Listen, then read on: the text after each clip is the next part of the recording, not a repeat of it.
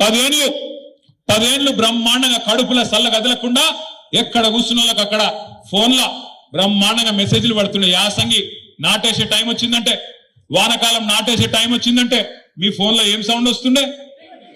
టింగు టింగు అంటుండేనా? ఇప్పుడు టింగు లేదు, బొంగు లేదు. ఉందా? వాడు కొత్తది కనిపెట్టిండు. టింగు టింగు అంటే కేసీఆర్ యాది కొత్త టకీ టకీ అట. టకీ లేదు, పికీ లేదు. యాడుంది టకీ టకీ? ఒక్క దగ్గర ఉంది టకీ టకీ, ఒక్క దగ్గర ఉంది. ఢిల్లీలో మాత్రం టకీ టకీ టకీ పడుతున్నాయి పైసలు. రాహుల్ గాంధీ ఖాతాలా, ప్రియాంక గాంధీ ఖాతాలా ఆడ మాత్రం పడుతున్నాయి. ఎందుకంటే ఆడ పైసలు ఇవ్వకపోతే పదవి ఉంటుందా? ఊస్టింగే.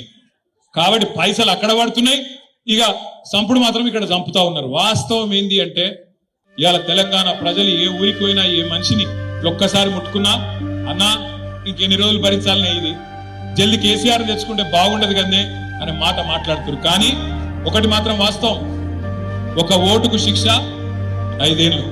ఒక తప్పు చేస్తే 5 ఏళ్ళు బాధపడే పరిస్థితి. ఏం చేయలేం. ప్రజాస్వామ్య దేశం. ఒక ఓటు 5 ఏళ్లకు మనకు శిక్ష వేస్తుంది. తప్పుడు పాలకులను ఎన్నుకుంటే, తప్పుడు వ్యక్తులను నమ్మితే, అరిచేతిలో వైకుంఠం చూసి మోసపోతే, 420 హామీలు వాటిని నమ్మి ఆగమైతే ఇలా ఈ పరిస్థితి వస్తుంది.